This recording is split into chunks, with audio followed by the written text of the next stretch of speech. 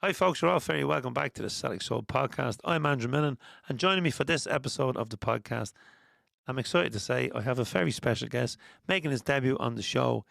A former Celtic player, a former Celtic captain, a bit of a Celtic legend. He's won it all. A former manager in Scottish football, and now a football legend. He knows a bit about everything, I suppose, and plenty to chat to him about. Jackie McNamara is on the podcast.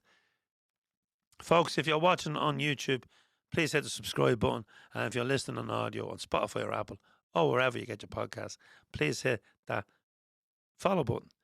You'll find everything we do over at CelticFanzine.com, and you can buy the latest issue of the Fanzine, which is issue 140 of more than 90 minutes, at CelticFanzine.com/shop. So please support us. And just a big shout out. I'll be teaming up with Jackie twice over the next couple of months. I'll be in Carrickmacross in March with him and John Hanson as special guests of the Brian Keenan Celtic Supporters Club to celebrate the 25th anniversary at the Shirley Arms Hotel. Music is from Catalpa and ticket information is on our website. And I'll also be in the sunshine from Thursday the 4th to Sunday the 7th of June in Rosie Maguire's Cabaret on the Costa Blanca for the big end of season Celtic Supporters Festival. Joining Jackie over there will be Simon Donnelly, Peter Grant, and a host of other Celtic supporters players. And there'll be plenty of music as well. So plenty to look forward to. But before that, we have a very special night. On Saturday, March the 14th, after Celtic play Motherwell, we host a tribute dinner to our late great and really missed friend, Lisbon Lions Celtic legend John Fallon. That's been hosted at the Number 10 Hotel. Simon Donnelly has already confirmed he'll be with us on the night, and Paul Sheridan from the Wakes will be providing the music. It's going to be a special night with family and friends of the original Holy Goalie.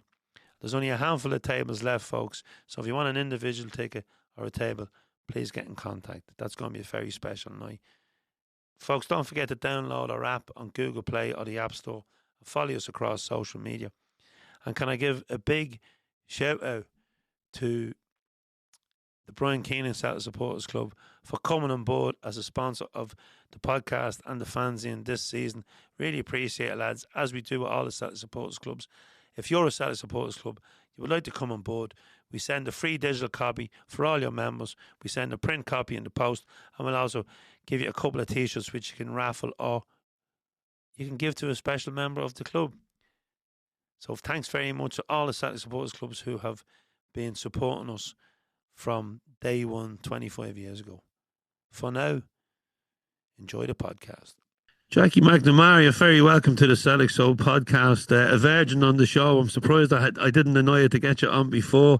Jackie, we're going back to Spain in June. You've just been announced with your good friend Simon Donnelly and Peter Grant, and a couple of players still to be announced. We're heading for Rosie Maguire's. It's a you say a bar, but because of the size of it, it's more of a venue inside and outside. Jackie, you were there. You've been there before. I suppose a good way to wrap up a season for the fans to, get some conversation going with former Celts and a bit of a session to end off the season. Yeah, it'll be good crack, as you say. I look forward to it. It's always good to go there to Rosie's. As you said, it's not just a pub. It's all the stuff they've got going on there. The guys that run it, been close to them the last few years, and all the stuff they do is just fantastic. Yeah, you were over there last year for the charity golf event. So yeah, and I got in on the Sunday. I missed the weekend, but I got in Sunday night late. But by all accounts, it was a very successful weekend, and again, Celtic fans and former players out raising a few quid for worthy causes. Yeah. It was they said the guys there that they do a fantastic job. Setting things up and helping others. That's part of the Celtic family. And for us to go on and help and be part of it is special. It's also good to see my old teammates. You don't see a lot of each other. It's been quite a while since I was that kind of close to Peter Grant, apart from in the changing room, and you kind of forget, because I was a young lad at the time, and just a fantastic guy. Love spending the couple of days with him and a good crack with him, and obviously Simon's like a brother anyway, and plus there's going to be a good few other boys going, so it'll be class. Yeah, Jackie, you mentioned Peter there, your young boy in dress. I think we forget your longevity at Celtic. You were there for the good times, the bad times, and the great times. hmm Yeah, well, to be honest, I think when I joined in '95, it was just the start. They just won the Scottish Cup with Tommy. I unfortunately wasn't there at the start of the '90s. When it wasn't great. I thought Tommy Burns changed the club along with Fergus and started the whole thing going. Yeah, we stopped to 10 in a row, 97, 98. Um, and then Rangers, obviously, we all know what happened there with all the signings they made, and it was again difficult time. When they got to 9 in a row, but us stopping the 10 was massive for us. And then the transformation with different managers, then Martin O'Neill coming in, and then you're bringing in the quality that was along with the ones that were there with the Larsons, but then bringing in Suttons and Hartsons and Thompsons. So I was quite fortunate in my time there, and it was very successful. Not as successful as been the last decade, but for me it was the kind of the start of things there with even with the stadium getting built and finished, and seeing all that, and being part of that, and being part of one of the first trebles for a long time under Martin as well. So I had some fantastic times there. Yeah, the 10 in a row was certainly an unbelievable season. And it really ignited what was, it was kind of the end of the Fergus era because he'd done everything he said he was going to do. He said he'd win the league, and as you say, Rangers were, they were massively outspending Celtic. And then when Martin came in again, I know there've been huge success, under Brendan and Neil and so forth, but they didn't have the competition that Martin had from a team that had financial muscle then in Rangers and some, we hate to say it, but let's be honest, they had some brilliant players. So It, Martin's job was incredible. it was, yeah, the amount of players that they bought and the money they spent at that time as well. You look at the as you say, the quality of players. I think both teams, I think that was it for me. It kind of started to change and dwindle a wee bit from 2004, when Henrik went, and a few other the big names kind of went out of Scottish football, and I don't think we've got back to that quality since. But it was a good time to be there. Incredible. And are you surprised to see Man O'Neill not back once, but back twice? I'm not surprised to see him back twice. Back once, yeah, just because he'd been out for there. But to be honest, it's been. I think I've been delighted for him first and foremost. He'd been out it and with his age and everything else, and people maybe writing it off and um, ridiculing a little bit.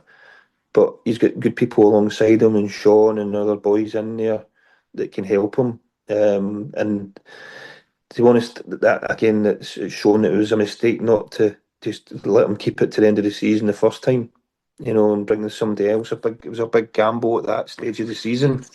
That, in fairness to them, they made a quick change, but um, they had to. They really had to either back Wilfried or get rid of him now. And I think the fact that he wasn't changing, because you would have to build and go and recruit for what he wants rather than what was needed at the time. I don't think there's a lot wrong. We've always seen that Martin won 7 out of 8. Apart for the Michelin game, where I thought they get outplayed, but Feyenoord was probably one of the better performances of the season. Plus, Martin knows how to win.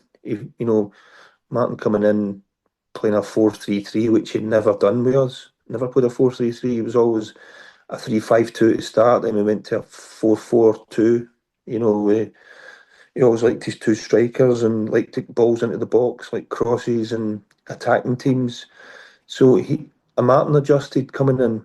to help the players and basically play with what he's got. And sometimes you've got to do that until you can, take a breath, get a pre-season, and then go and implement all your ideas and put your things across.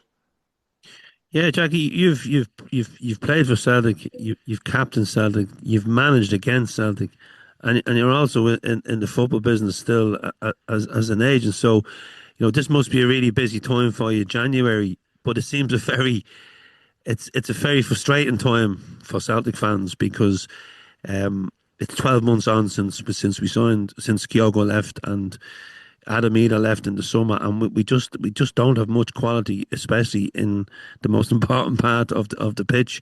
And you know that because you played with some great strikers. Yeah, yeah, I think, again, you get different types of strikers, and those are strong ones in, and even Kuhn going in the summer as well. I think it's been a bit of a loss, and they haven't replaced the right hand side. They signed Balakisha, and I've heard people say he's a 10. I know he started in the midfield in a kind of 10 role, if you like, the other night against Auchinleck Talbot, but didn't do enough. He should have scored. You get the little opportunities in your position, you need to take it, especially at Celtic. There's obviously a lot of pressure on them the other night. Johnny Kenny's been a lot of pressure on him. People writing him off. Feel for lad. I don't think he's an out and out back to goal striker. I think he's maybe a second striker, maybe suited to be alongside somebody in a 4-4-2. I think he's a very instinctive finisher. You've seen it with the one that was reamed offside.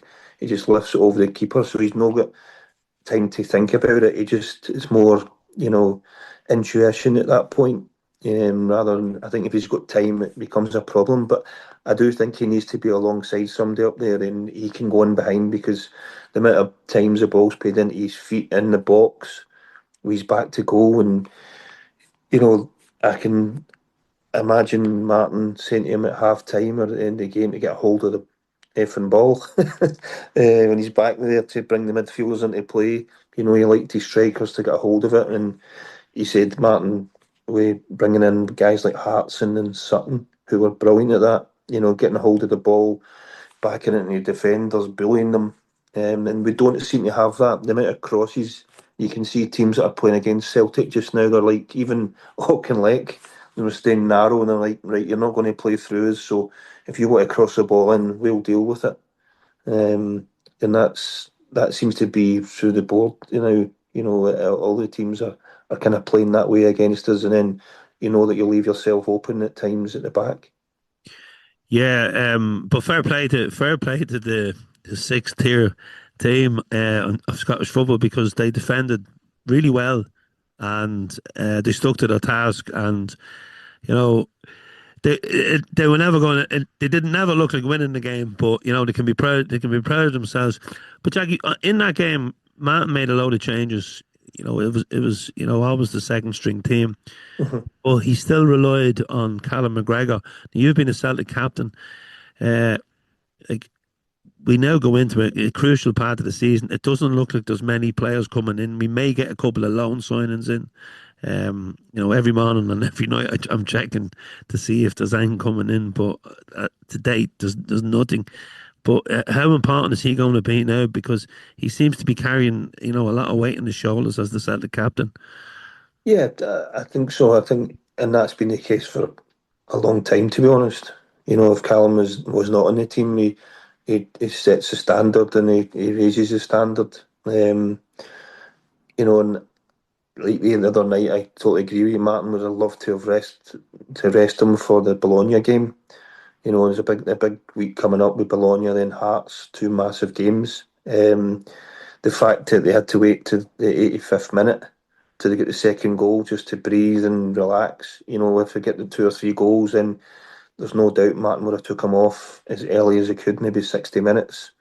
But it shows that he doesn't have anybody else like that in that position or with that authority to help the team and just keep everything calm, keep it, everybody doing their jobs, and he's influential for him. He certainly is. Jackie, I remember when I think back to when Ronnie Delia was manager, you were Dundee United manager with Simon as your assistant, and we went up. It was around Christmas, and you beat us. You beat Celtic. Dundee United beat Celtic 2-0. Um, and then we went into the transfer market, and we took probably the best player in the pitch that day was Stuart Armstrong and McCoy Stevens. They both came to Celtic, with probably Armstrong having the biggest impact.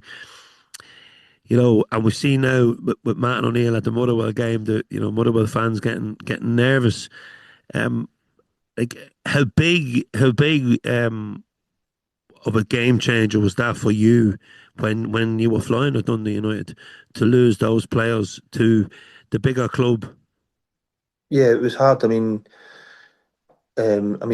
Mackay's team had already signed a pre-contract with Celtic in the January. Stuart was different. He was sold in the last day, and at the end of the season, Nadir went there as well. So that was my front three. When you've not got a lot of money, it takes time to grow it. You can't just go out and buy somebody at £500,000 or £1 million. We didn't have the money. We had a lot of debt that we inherited, which made my job difficult, as it was. But and I think a lot of people forget when we first took over there before Nadir and Stuart and that and Mackay Stephen, we'd lost Johnny Russell was my goal scorer along with John Daly.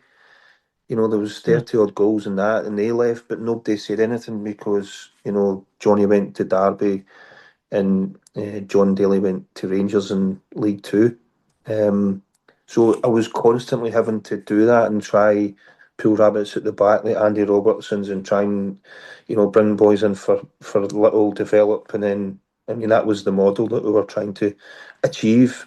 But at that point, I think we just beat Celtic in the 21st. It was the 21st of December, and it put us 4 points behind them in the league.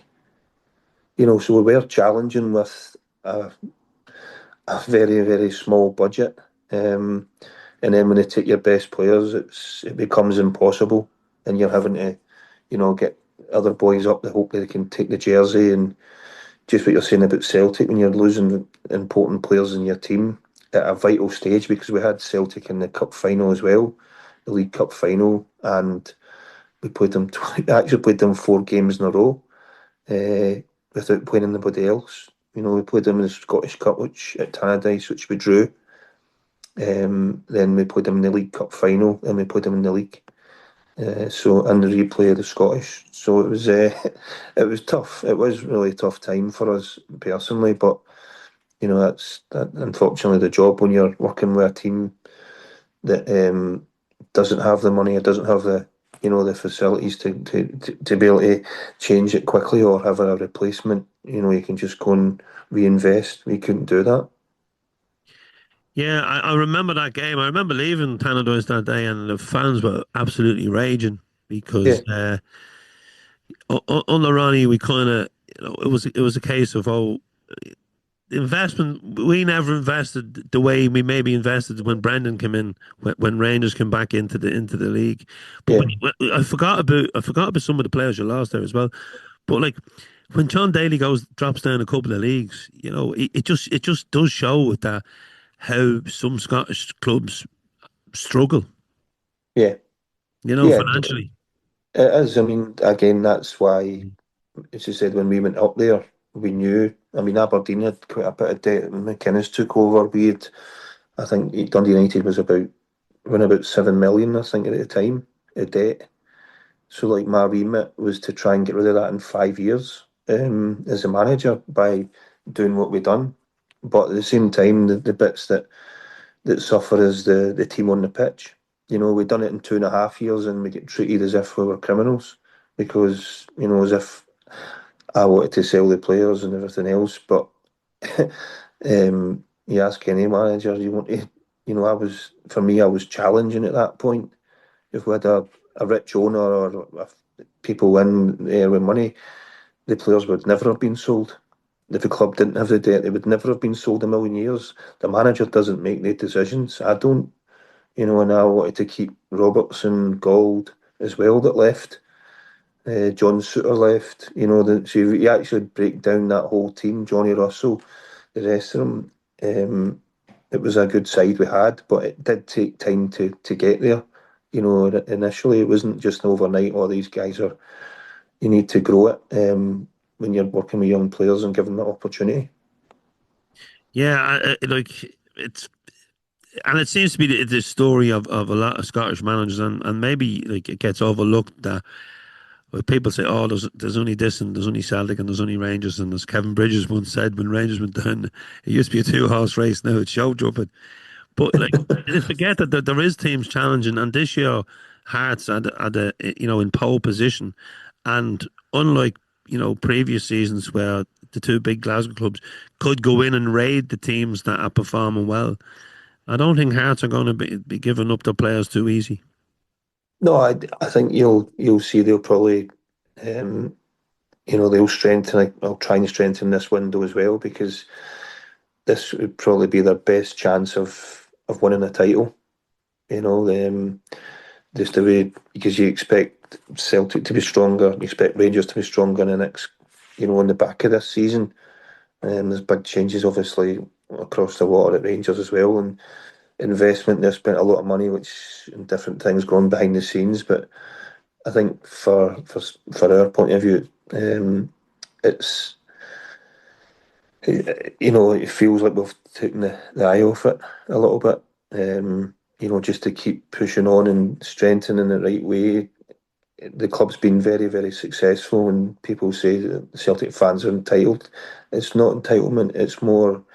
It's what they see. It's not like we we demand to win. It's not. It's when you see things done in a certain way that represents you. And they can see the Celtic fans will always accept trying, and everybody giving 100%.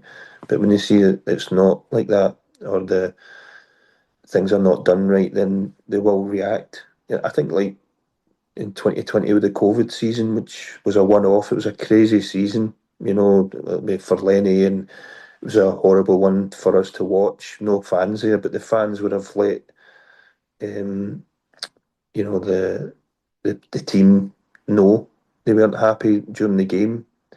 It was a strange, I actually went to a couple of games. I was doing the commentary or doing analysis with the Celtic TV at the time, and it was just a strange, strange feeling.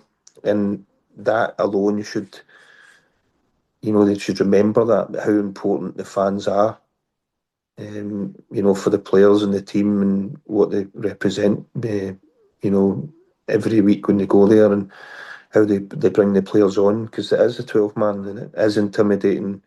And that is a big reason why they lost the league that season. But this year, it's just been one thing after another. The stuff before with Brendan, with the transfers, with different managers coming in, Martin coming in and steadying his ship. Then Wilfried, it's just, Tidsdale away. There's so many things this season. Then you issue with the Green Brigade, stuff with the board. It's been a crazy season so far. But hopefully Martin can turn it around and, if there's anybody that can, he knows how to win and that's the best thing. Yeah, we need some positivity, Jackie. I was back in Tannadice before Christmas. One of the old stadiums, and it was Wilfred walked under the tunnel, and we were standing above the tunnel, and I've never saw a manager so lost Hmm. in all my time watching Celtic. It was, you felt sorry for him.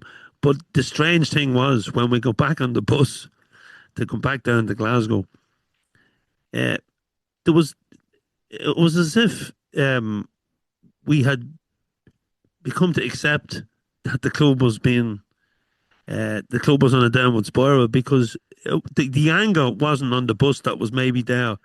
It might have been in the ground, but it was a case of it was just we're pissed off, but like what can we do? Yeah. We've still to go to work tomorrow. We've still to get down the road tonight. We've still to travel home, and there's a huge frustration. And I think people think like non-Celtic fans will say to me, "Jesus, I was listening to your podcast or I was reading your blog. It's very negative." I said, "Well, there's not a lot of positivity around at the Yeah. moment because of the way things have, and."